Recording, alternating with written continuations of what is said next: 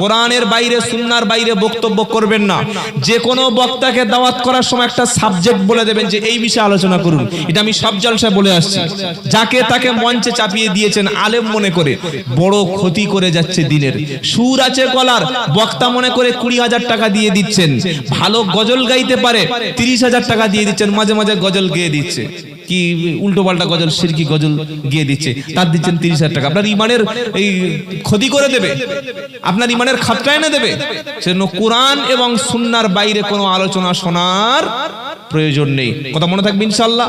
ভুয়ো ঘটনা সমাজে বলে মানুষকে কাঁদাচ্ছে, এমন ঘটনা বলছে কাঁদাচ্ছে। একটা বলছি শোনেন, এগুলো মানুষ সব বসে আছে জানে। বাবারা, আব্বা জানেরা, আল্লাহর নবী সাল্লাল্লাহু আলাইহি ওয়াসাল্লাম লাম বলে একদম চালালির টান দিয়ে দিলা। কোরআন পড়ার সময় সহি নাই কি গো, প্রচুর বক্তা আছে।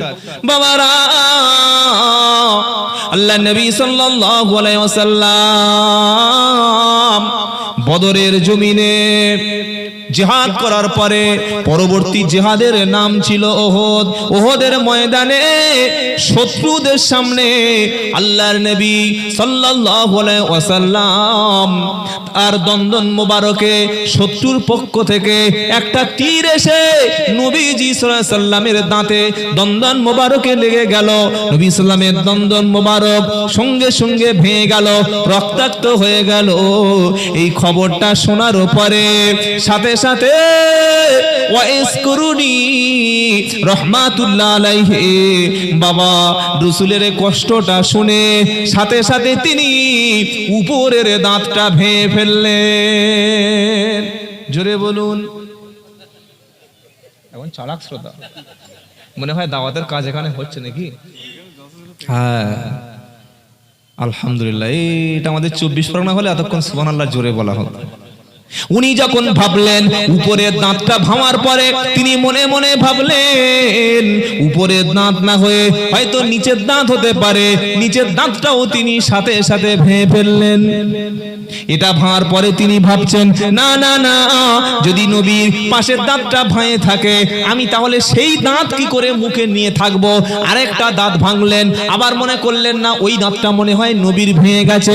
এই মনে করে করে 32টা দাঁত তিনি ভেঙে ফেললেন। ও মাল ঠিক ধরেছে, সুবহানাল্লাহ। দাঁত ভাঙছে, সুবহানাল্লাহ। এই জলসা 32টা দাঁত ভাঙলেন। এবার আপনারা বলুন, 5টা প্রশ্ন করছি, উত্তর দিন। আল্লাহর নবীর সবচাইতে বেশি ভালো যারা বেসেছিলেন তারা কারা? সাহাবায়ে কেরাম। যে সাহাবারা হলেন as-সাবিকুনাল আউয়ালুনা মিনাল মুহাজিরিনা ওয়াল আনসার ওয়াল্লাযীনা তাবাউহুম বিইহসান রাদিয়াল্লাহু আনহুম ওয়া রাদু আনহু। 11 পারা, দ্বিতীয় পৃষ্ঠা, প্রথম নম্বর লাইন, 100 নম্বর আয়াত সূরা তাওবা। আল্লাহ বলছে শোনো, ঈমান আনার ক্ষেত্রে মক্কা মুহাজির মদিনার আনসারদের মধ্যে প্রথমে ঈমান এনেছিল যারা, তাদের অনুসরণ করেছিল যারা, আল্লাহ তাদের উপর রাজি আর তারাও আল্লাহর উপরে রাজি। সবচাইতে এই উম্মতের বেশি ভালোবাসার বেশি কুরবানি দিয়েছিলেন সাহাবারা। এই ঘটনাটা যদি সত্যি বলে কেউ মনে করে ওয়াইস করনি রহমতুল্লাহ আলাইহি সব দাঁত ভেঙে ফেলেছিলেন, তার মানে বোঝা গেল যে আল্লাহর নবীকে যারা দেখেছিলেন যুদ্ধের ময়দানে দাঁত ভাঙছে, নবীর রক্ত পড়ছে, তারা ভাঙতে পারেনি, ওয়াইস করনি ভেঙেছিলেন একজন ব্যক্তি। তার মানে সাহাবাদের চাইতে তিনি বেশি রাসূলকে ভালোবেসেছিলেন। অত ভালোবাসা বাসতে পারেনি, রাসূলকে তারা অত ভালোবাসতেন না। কেউ যদি মনে করে যে সাহাবারা রাসূলকে বেশি ভালোবাসতে পারেনি, তার পরের যুগের একজন ব্যক্তি রাসূলকে ভালোবেসেছিলেন, তার ঈমানে খাতরা আসবে না? আসবে না। এক নাম্বার 2, ধরুন আমার পীর সাহেব তার বাড়ি হচ্ছে ফিলিস্তিন, সাপোজ 1 মিনিটের জন্য আমি ওই পীর সাহেবের অন্ধ সাপোর্ট করি, তিনি ভালো পীর সাহেব। এখন ফিলিস্তিনের উপরে ইসরায়েল বোম্বিং করছে, তো আমি শুনতে পেলাম আমার পীর সাহেব একটা ওই ইসরায়েলের গুলিতে তিনি নিহত হয়ে গেছেন। আমি ফট করে বাজার থেকে একটা বন্দুক নিয়ে করে নিচের দিকে গুলি মেরে আমিও মারা গেলাম। তাহলে আমার পীর সাহেব ইহুদিদের বিরুদ্ধে লড়াই করে তিনি জান্নাতে চলে গেছেন, আর বন্দুক নিয়ে আমি আমার শরীরে মেরে আমিও পীর সাহেবের সাথে জান্নাতে যাব, তাই না ভাই? কি আরে পীর সাহেব তো বন্দুকের কাছে মারা গেছে, তা আমিও বন্দুকের কাছে মারবো? জাহান্নামী হয়ে যাবে আত্মহত্যা করার জন্য। যাবো না? আচ্ছা অত দূর ছেড়ে দিন, ধরুন আপনাদের ওই এই মেদিনীপুরে, পশ্চিম মেদিনীপুর, পূর্ব মেদিনীপুরে একটা পীর সাহেব আছে। ওই পীর সাহেবের তিনি বক্তব্য করছিলেন, করতে করতে একজন ওই অমুসলিম বা একজন মুনাফিক এরকম বড় একটা পাথর ছুঁড়ে সত্য সহ্য করতে না পেরে পীর সাহেবের দাঁতে মারলো, দাঁতটা ভেঙে পড়ে গেল। আমি শুনেছি আমার পীর সাহেবের দাঁত ভেঙে গেছে, আমি হাতুড়ি আর শ্রেণী নিয়ে আয়না ধরে রাখো, দুটো তিনটে দাঁত নিজে নিজে ভেঙে ফেলে দিলাম। এটা সওয়াব হবে, তাই না বাবা? কি সব হবে? নিজের শরীরে আঘাত করা, নিজের শরীরকে কষ্ট দেওয়া, এটা শরীয়তের দৃষ্টিতে হারাম। এই ঘটনাটা বক্তা বলল 20 মিনিট ধরে, একটা লোক প্রতিবাদ করলো না যে সাহাবারা তারা রসুলকে দেখে তারা একটাও দাঁত কেউ ভাঙতে পারলেন না, আর ওয়াইস কারনী রহমতুল্লাহ না দেখেই দাঁত ভেঙে ফেললেন, তার মানে তো সাহাবাদের অপমান করা হলো। সাহাবাদের চাইতে বেশি ভালোবাসা। 2 নম্বর, নিজের শরীরে আঘাত করে রক্তপাত করা, নিজের শরীরে আঘাত করে কষ্ট দিয়ে কোনো শরীরকে অঙ্গহানি করা, এটা শরীয়তে জায়েজ না। খালি খাতনা ছাড়া আপনার শরীরে আপনি কোথায় ব্লেড বসাতে পারবেন না। কি শুনছেন আপনারা? ইসলামে জায়েজ নাই। সুতরাং ওয়াইস কারনী রহমতুল্লাহ তিনি নিঃসন্দেহে একজন আল্লাহওয়ালা ছিলেন, তার বিরুদ্ধে মিথ্যা তহমত দিয়েছে এই ভণ্ড মূর্খ বক্তারা। কুরআন সুন্নাহ না পড়াশোনা করে, না তাহাকিক করে, শুনেছে আর মেরে দিয়েছে। কি শুনছেন আপনারা? শুনেছে আর ওয়াইস কারনী হতে বলে চালিয়ে দিয়েছে। সুতরাং এই ঘটনাটা 100-র মধ্যে 100% মিথ্যা এবং ওয়াইস কারনীকে আরো বেশি অপমান করা। আল্লাহ ভণ্ড মূর্খদের হাত থেকে আমাদের হেফাজত করুক, সকলে জোরে বলুন আমিন। আজ থেকে সিদ্ধান্ত করুন, যখন কোনো ব্যক্তিকে উপদেশ দেবেন কোরআন দ্বারা, বলি ইনশাআল্লাহ ওয়াজ হবে কোরআন দ্বারা। কি দ্বারা? কোরআন দ্বারা। কেন? ইয়া আইয়ুহান নাস কদ জাআতুকুম মাউইজাতুম মির রাব্বিকুম ওয়া শিফাউল লিমা ফিস সুদুর ওয়া হুদাও ওয়া রাহমাতুল লিল মুমিনিন।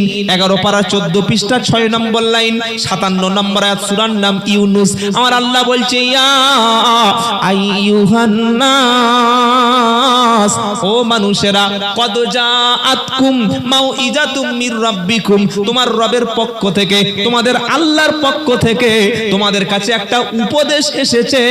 ওই উপদেশটার নাম হলো কোরআন। কোরআন হলো বিশ্ববাসীর জন্য উপদেশ। জোরে বলি সুবহানাল্লাহ।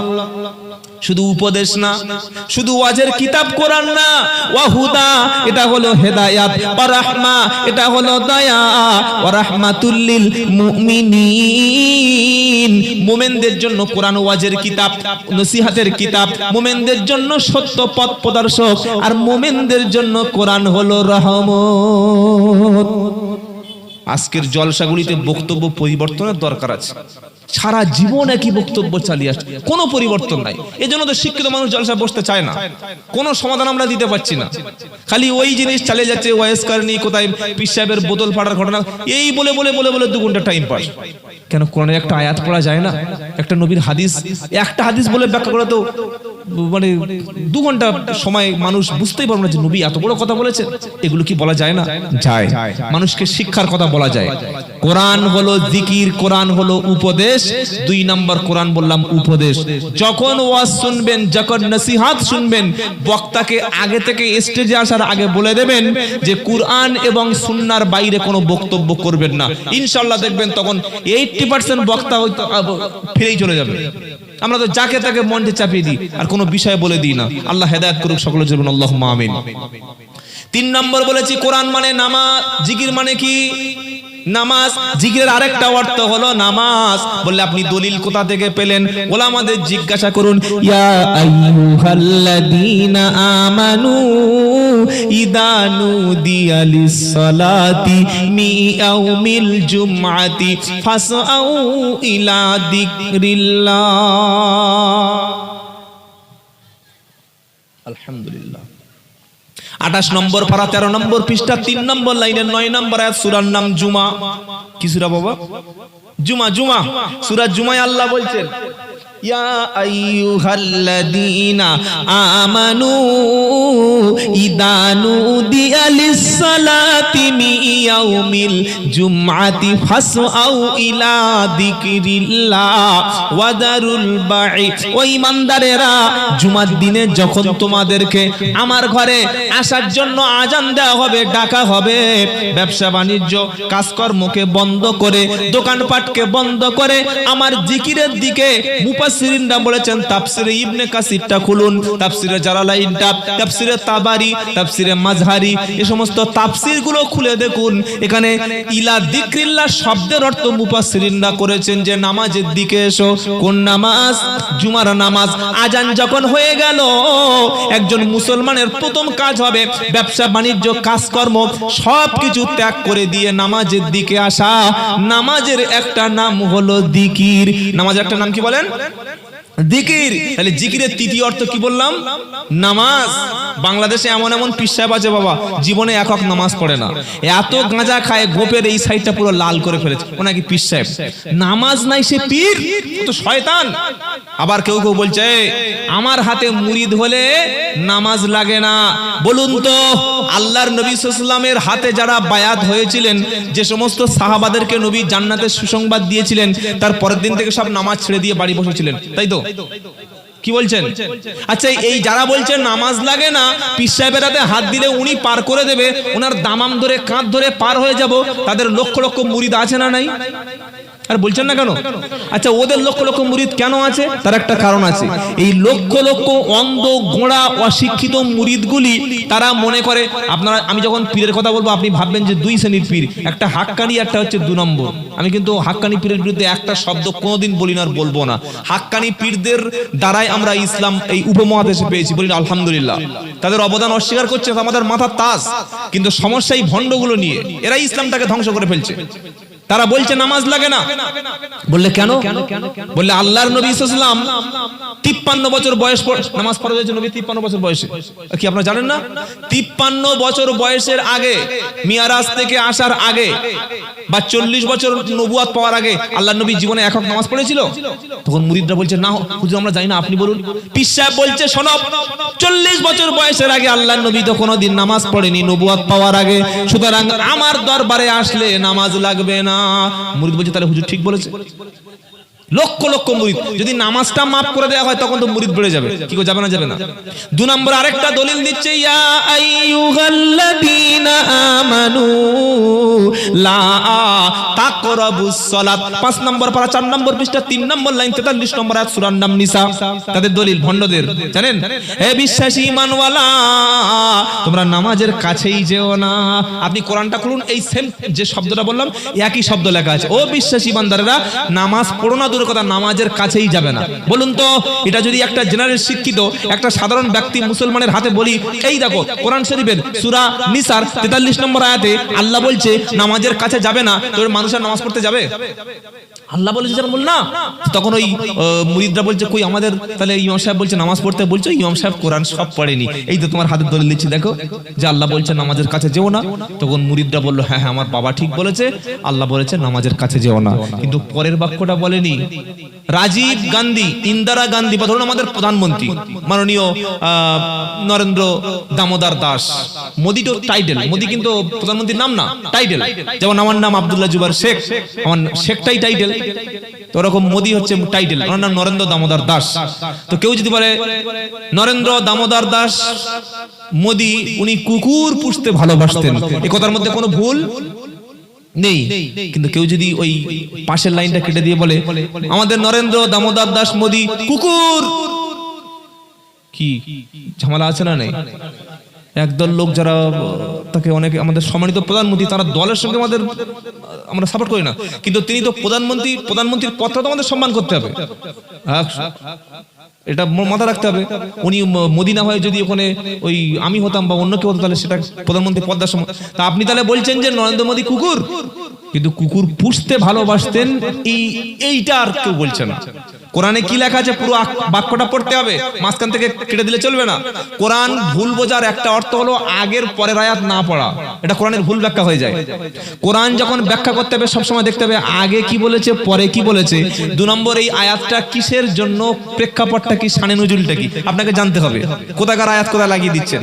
আল্লাহ বলছে ইয়া আইয়ুহাল্লাযীনা আমানু, উনি পিশাব বলেছে ঠিক কিন্তু কেটে দিয়েছে কি গো, লা তাকরাবুস সালাতা ওয়া আনতুম সুকারা, আসল শব্দটা বলেনি। হে বিশ্বাসী ঈমানওয়ালা, তুমি নামাজের কাছেই যাবে না যখন নেশা করে মাতাল থাকো। তুমি মদ খেয়েছো মসজিদে নামাজ পড়তে যাবে, এটা তোমার তো কোরআন মানা করেছে। কি শুনছেন আপনারা? আল্লাহ বলছে শোনো, নেশা করে নামাজের নিকটবর্তী হয়ো না। আর পিশাব ওয়ান্তুম সুকারাটা উড়িয়ে দিয়েছে। পিশাব বলছে শোনো, নামাজের কাছেই যেও না, মুরিদ বাড়বে না কমবে। বিনা খাটনি বিনা পরিশ্রমে সারা বছর খাবো ঘুরবো, আর বছরে একদিন এই পিশাবের কাছে ওরসে চলে যাবো, বেশ 1 বছর ট্যাক্স মকুব। ঈমান আনার পরে দ্বিতীয় কাজ হচ্ছে নামাজ। বলি সুবহানাল্লাহ। ঈমানের 5টা স্তম্ভ ইসলামের: 1 ঈমান, 2 সালাত নামাজ, 3 সিয়াম বা রোজা, 4 হজ, 5 হলো যাকাত। 5টি। আপনি নামাজ পড়ছেন না, আপনি মুসলমান বলে দাবি করবেন কিভাবে? একজন নারীর জন্য পুরুষের চাইতে জান্নাতে যাওয়া সহজ। নবী সাল্লাল্লাহু আলাইহি ওয়াসাল্লাম বলেছেন ইজা সাল্লাত খামসাহা ওয়া সামাত শাহরাহা ওয়া আসানাত ফরজাহা ওয়া আতাত বালাহা। বলুন বাংলাটা বলুন। নবী সাল্লাল্লাহু আলাইহি ওয়াসাল্লাম বললেন একটা নারী যদি 4টি কাজ করে: 1 5 ওয়াক্ত ফরজ নামাজ, 2 রমজানের রোজা, 3 স্বামীর খেদমত, 4 হচ্ছে তার লজ্জাস্থান হেফাজত ফরজ পর্দা। এই 4টি কাজ যদি আজকের কোনো মেয়ে ছেলে আজ থেকে নিয়ত করে যে আমি নামাজ কাজা করব না, পবিত্র থাকলে রমজানের রোজা কাজা করব না, আর কোনোদিন স্বামীর অপমান করব না, স্বামীর খেদমত করব, যা বলবেন তাই শুনবো, আর 4 নম্বর আমার ফরজ পর্দাটা আমি করে চলবো, তো ওই মেয়েটা মরণের সাথে সাথে জান্নাতের সব দরজাগুলি আল্লাহ খুলে দেবে, আর যে দরজা দিয়ে খুশি মন চাইবে জান্নাতে চলে যাবে। একজনও সুবহানাল্লাহ বলেনি। কেন বলেনি? মেয়েদের বলেছি বলে। আপনারা খুব চালাক। বলি সুবহানাল্লাহ বিহামদিহি সুবহান। এবার মায়েরা বাড়ি চলে যান, আপনাদের আর বক্তব্য হয়ে গেছে। কি গো, জানাতে তো বলে দিলাম 4টি কাজ। তাহলে আপনি চিন্তা করুন, নামাজ ছাড়া একজন মুসলমান থাকে না। মান তারাকা সালাতা মুতাআম্মিদান ফাকাদ কাফারা। কেউ যদি ইচ্ছা করে নামাজ তরক করে সে কুফরি করলো। আচ্ছা, আপনারা জানেন যে শয়তান খালি একটা সিজদা দিতে অস্বীকার করেছিল। কি গো? ওয়াইদ ক্বালা রাব্বুকা লিল মালাইকাতি ইসজুদু লি আদম ফাসাজাদু ইল্লা ইবলিস আবা ওয়াস্তাকবারা ওয়া কানা মিনাল কাফিরিন। আমি ফেরেশতাদের বললাম সিজদা দাও। সিজদা মানে মাথা নিচু করা আল্লাহর সামনে। আল্লাহ ছাড়া কারোর কাছে সিজদা দেওয়া কি বাবা? জোরে বলেন না, হারাম। কবর দেখলে বাবা কিন্তু বেঈমান হয়ে গেল। এই কপালটা, এই নাকটা, এই সুন্দর চেহারাটা কে বানিয়েছে? জোরে বলেন আল্লাহ। আল্লাহর সামনে, আল্লাহ ছাড়া পৃথিবীর কোন ব্যক্তির সামনে, ধরুন মনে করুন 1 মিনিটের জন্য আল্লাহ নবী সাল্লাল্লাহু আলাইহি ওয়াসাল্লাম এই ধরছি কেশপুরে এসে গেলেন, ধরুন 1 মিনিটের জন্য এসে গেলেন, তো আপনারা রসুলের ভক্তিতে সকলে মিলে রসুলের সামনে এরকম মাথা নিচু করে আর একটু মাথা ঠুকে দিলেন বা পায়ের উপরে ইয়া রাসূলুল্লাহ বলে মাথা নিচু করলেন। এটা ঈমান যাবে না থাকবে? যাবে। লা তাসজুদু লিশ-শামসি ওয়ালা লিল-কামার ওয়াসজুদু লিল্লাহিল্লাযী খালাকাহুন্না ইন কুনতুম ইয়াহু তা'বুদুন। আল্লাহ বলছে আকাশের যে চাঁদ, আকাশের সূর্য, এগুলো তোমরা সিজদা করো না। কি গো, শুনছেন আপনারা? সিজদা করো তাকে, এগুলো যিনি বানিয়েছেন তিনি কে? আল্লাহ। এই কেশপুরে এমনও মাজার আছে পুরুষরা ছাড়া মহিলারা মাজারে ভিড় বেশি করে এবং মনে করে যিনি মাজারে আছেন তার কাছে সিজদা করলে তিনি মনে হয় আল্লাহর কাছে আমাকে পৌঁছে দেবেন। মনে রাখবেন। আচ্ছা, একটা প্রশ্ন করি, তারপরে আপনারা উত্তরটা দেবেন, তারপরে মাসলাটা বলছি। আপনার এলাকায় মানুষ মারা যায় বাবা? মারা যায়। স্বামী মারা যায়? যায়। এই ছেলে মারা যায়? ভাই মারা যায়? যায়। পুরুষ মানে 4 শ্রেণীর মধ্যে, হয় ভাই, নয় স্বামী, নয় ছেলে, আর নয় বাপ। এই 4-এর বাইরে তো কেউ নাই। পুরুষ আমরা। আমি কারো বাপ, আমি কারো স্বামী, আমি কারোর ওই ভাই, আর কারোর ছেলে। কি গো, আপনারাও তাই? বলুন তো, একটা মেয়ে তার বয়স হলো 65 বছর, তার ছেলেকে পাগলের মতো ভালোবাসে। ছেলেটার বয়স ওই 28 বা 40। এখন এই ছেলেটা মারা গেছে, মাটা শুনে সঙ্গে সঙ্গে অজ্ঞান হয়ে গেছে, হুঁশ হারিয়ে ফেলেছে। ফেলেছে। 3-4 ঘন্টা পরে আবার যখন জ্ঞান ফিরলো, সবাইগুলো মাথায় পানি দিল, বললো বাবা চুপ কর, তুই বুড়ো হয়ে গেছিস, ছেলেটা মারা গেছে, সকলে একটু ভালো বললো। এবার ছেলেটাকে গোসল দেওয়া হলো, কাফনের জন্য কবরের দিকে নিয়ে যাওয়া হচ্ছে। মা তখন কাঁদবে না কাঁদবে না? মা কাঁদবে, কেঁদে কবরস্থানে যাবে, মাটি দেবে, জানাজা পড়বে, কবরের কাছে গিয়ে দোয়া করবে হাত তুলে। করে তো বাবা? করে না? আচ্ছা ধরো স্বামী মারা গেছে, ছেড়ে দিলাম ছেলে, স্বামী যার সঙ্গে তার শারীরিক সম্পর্ক, অর্ধাঙ্গিনী, যিনি যার কাছে স্বামী স্ত্রী কোনো লজ্জা নাই, একই সঙ্গে থাকা, একই সঙ্গে খাওয়া, 60 বছর সংসার করেছে, স্বামী মারা গেছে 60 বছর বয়সে, আর বিবির বয়স তখন 57 বছর 6 মাস, 57.5 বছর। তখন এই বিবিটা স্বামীর খাটিয়াটা কাঁধে করে নিয়ে কবরস্থানে গিয়ে কবরের লাশ শুইয়ে দিয়ে বুকে দুমুঠো মাটি দেওয়ার আগে স্বামীর জানাজা পড়ে কবরের পাশে হাত তুলে কাঁদে, তাই তো? আরে সকলে বলছেন না কেন? না, ভাই মারা গেছে, ভাইয়ের বাড়ি কোথায়? ভাইয়ের বাড়ি হলো মেছেদা, চলে গেছে ছুটে, আমার ভাই মারা গেছে, আমি যাবো, যেতে পারো, অসুবিধা নেই। ভাইয়ের জানাজাটা পড়লো, ভাইকে মাটি দিল, আর কবরস্থানের পাশে গিয়ে হাত তুললো। এটা করেন না? করেন না। ঠিক আছে, ভাই ছেড়ে দিলাম, স্বামী ছেড়ে দিলাম, ছেলে ছেড়ে দিলাম, সবচাইতে বড় আত্মীয় বা নিজের রিলেটেড ফাদার, নিজের বাবা, যারা বাবা হয় তাদের মতো নিকট আত্মীয় কেউ নাই। বলুন তো, বাপ মারা গেলে মেয়েরা গিয়ে বাপের গোসল দেওয়া, খাটিয়া ধরা, কাফন পরানো, কবরস্থানে যাওয়া, মাটি দেওয়া, হাত তুলে দোয়া করা, করে না?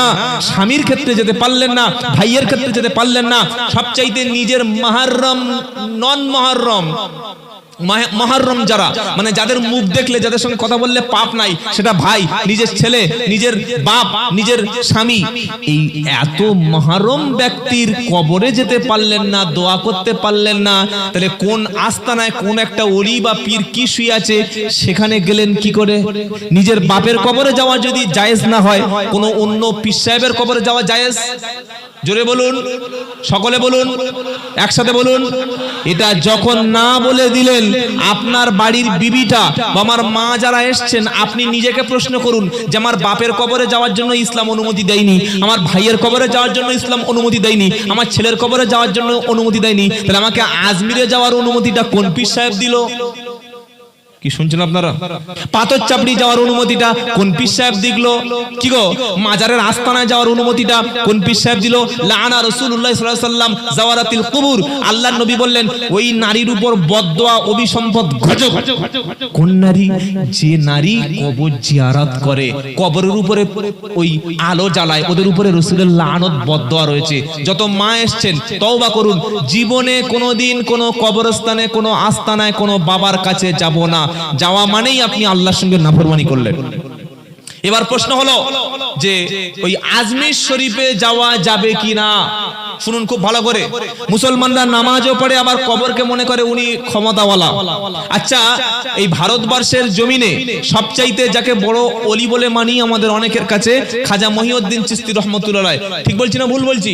খাজা মহিউদ্দিন চিশতি রহমতুল্লাহ আলাইহির কাছে যদি কেউ 7 বার যায়, একটা হজের সওয়াব পাওয়া যায়। সকলে জোরে বলুন সুবহানাল্লাহ।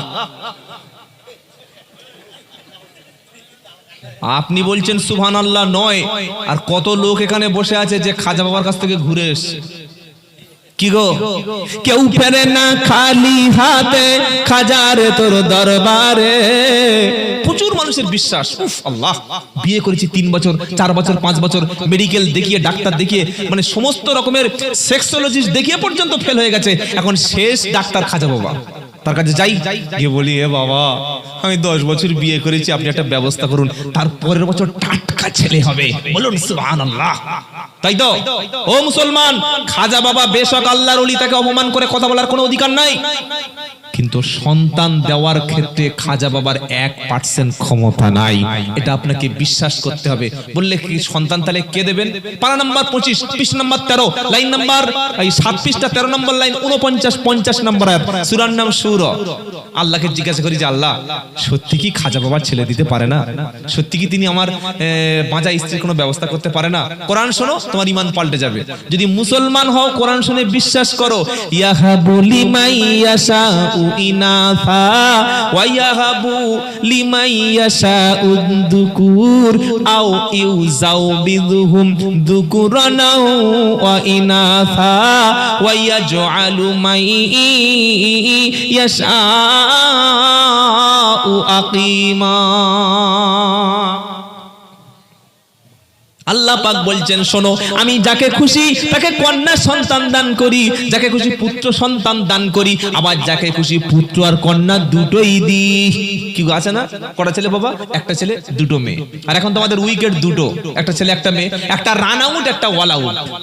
রান আউট কেন? ড্রাইভারের সঙ্গে পাড়ার লোকের সঙ্গে পালিয়ে গেল, তাই রান আউট মানে মেয়েটা। আর অল আউট কেন? বাইক চালাতে গিয়ে মদ খেয়ে ট্রাকের সঙ্গে মেরে হা হয়ে পড়ে আছে, অল আউট হয়ে গেল। দুটো তো আগে মুসলমানের 6টা 8টা 12টা ছেলে হতো, ও অসুবিধা হয়নি। এখন দুটো সন্তান, ও যা জ্বালাচ্ছে আর ও যা সর্বনাশে মাল তৈরি হয়েছে, বাপের ঘুমোতে দেয় না, খালি বলছে আল্লাহকে আমার তুলে না। আল্লাহ বলছে দাঁড়া, আরো 50 বছর বাঁচিয়ে রাখবো, দেখ কেমন জ্বালা। তো আল্লাহ বলছে শোনো, আমি যাকে খুশি তাকে কন্যা সন্তান দান করি, আবার যাকে খুশি পুত্র কন্যা দুটোই দান করি, আবার যাকে খুশি তাকে কিছুই দিই না। এটা কার ক্ষমতা?